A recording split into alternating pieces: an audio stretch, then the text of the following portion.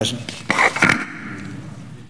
President, I want to say a few words about a friend and colleague whom I will miss very much when he leaves the Senate after we adjourn, Senator Russ Feingold.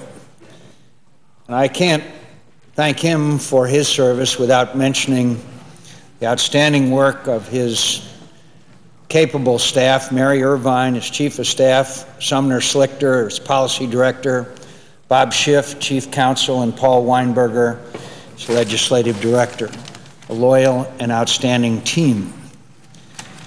Without intending it as a commentary on his successor, I have to confess, I think the Senate will be a much poorer place without Russ Feingold in it.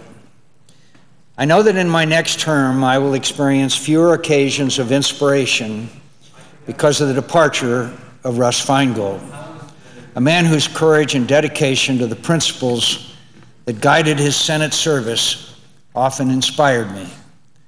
I will also miss the daily experience of Russ Feingold's friendship and the qualities that distinguish his friendship: his thoughtfulness, kindness, humor, and loyalty.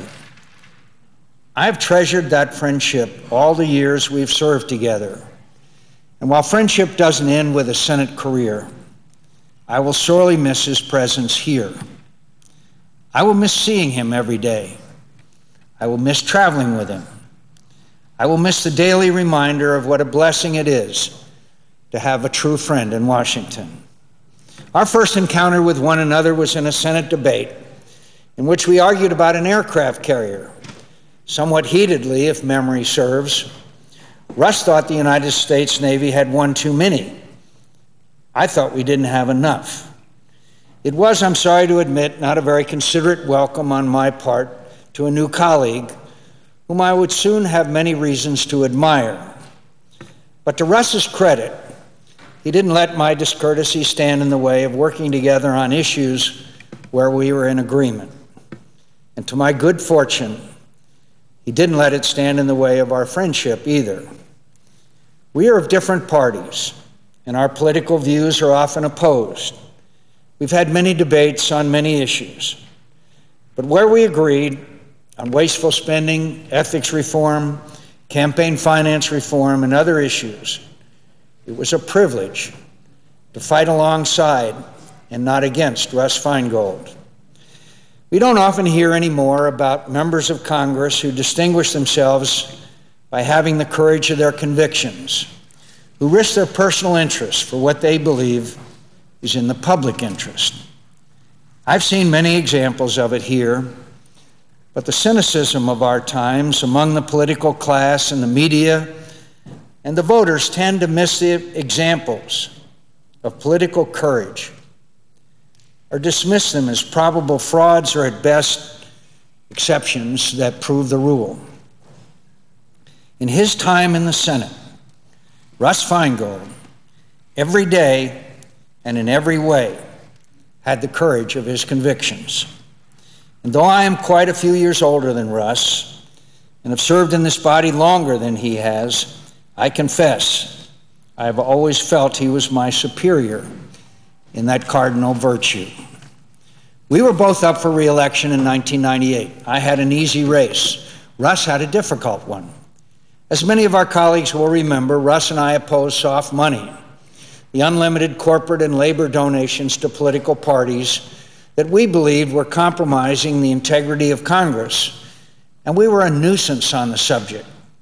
Russ's opponent in 1998 was outspending him on television, and the race became tighter. It reached a point where most observers, Democrats and Republicans, expected him to lose. The Democratic Party pleaded with Russ to let it spend soft money on his behalf. Russ refused. He risked his seat, the job he loved, because his convictions were more important to him than any personal success. I think he is one of the most admirable people I've ever met in my life. We've had a lot of experiences together. We fought together for many things, important things. And we fought many times on opposite sides. We've been honored together and scorned together. We've traveled abroad together. We couldn't be further apart in our views on the wars in Iraq and Afghanistan, but we traveled there together as well to gain knowledge that would inform our views and challenge them. We've listened to each other, debated each other, defended each other, joked and commiserated together. And in my every experience with Russ Feingold, in agreement and disagreement, in pleasant times and difficult ones, in heated arguments and in the relaxed conversation of friends, he was an exemplary public servant, a gentleman, good company, an irreplaceable friend, a kind man, a man to be admired. I can't do justice in these remarks to all of Russ's many qualities or express completely how much I think this institution benefited from his service here, and how much I benefited from knowing him. I lack the eloquence. I don't think he is replaceable. We would all do well to keep his example in our minds as we serve our constituents and country and convictions. We couldn't have a better role model. I have every expectation we will remain good friends long after we have both ended our Senate careers.